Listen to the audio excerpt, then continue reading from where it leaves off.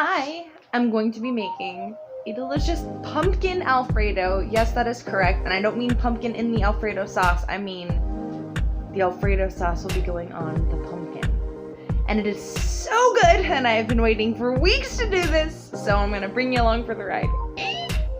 It's important to remember that everything here is measured with my heart, starting with cream cheese, which I have cut up into smaller pieces so that it will melt in the cream easier, and then a bunch of spices.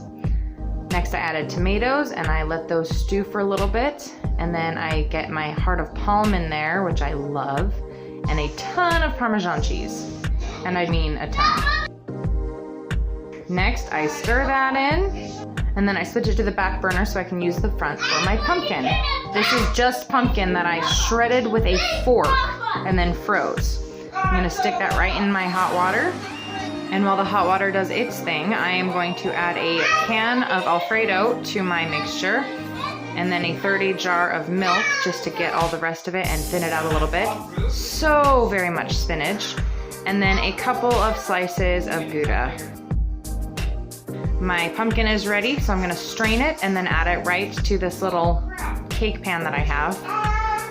And then add very carefully, because there's a lot, my Alfredo mixture, and make a huge mess stirring it all in, and then add several more slices of Gouda before I stick it in the oven at 350 for about 20 minutes.